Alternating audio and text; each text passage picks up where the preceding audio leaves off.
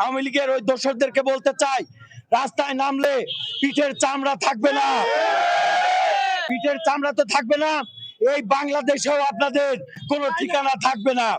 যেহেতু নিষিদ্ধ সংগঠন, তাই এখনো সময় আছে। তওবা পড়ে যদি জামাতালারা নেয় জামাতে যান, জাতীয় পার্টি নেয় জাতীয় পার্টিতে যান, এনসিপি নেয় এনসিপিতে যান। বিএনপিতে আপনাদের জায়গা নাই, বিএনপি কোনো দালালের জায়গা না।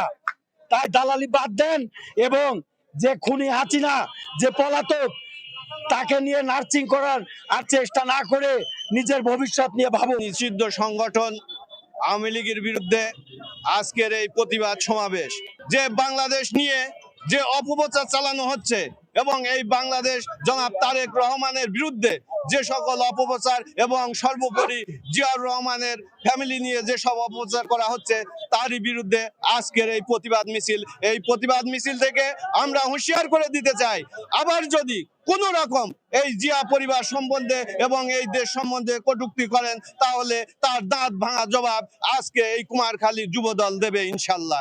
আওয়ামী লীগ একটি নিষিদ্ধ সংগঠন, তারা রাজনৈতিক কর্মকাণ্ড যদি করতে চায় বাংলাদেশ সরকারের অনুমতি নিয়ে তাদের করতে হবে।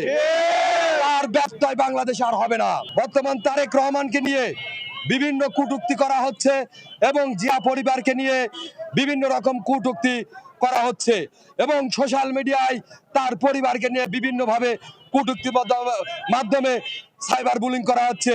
জিয়া পরিবার আবেগের জায়গায় কেউ হাত দিবেন না।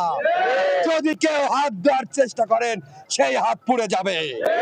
এজন্য আজকে এই প্রতিবাদ সমাবেশ থেকে আমি বলতে চাই, ফাজিল স্বৈরাচারী সরকারের যে সকল প্রেতাত্মারা এখনো এরকম কর্মকাণ্ড করছে, তারা বুকার স্বর্গে বাস করছে।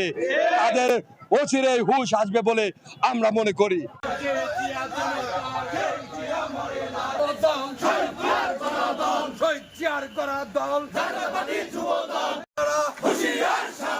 গুন্ডামি আর করিস না।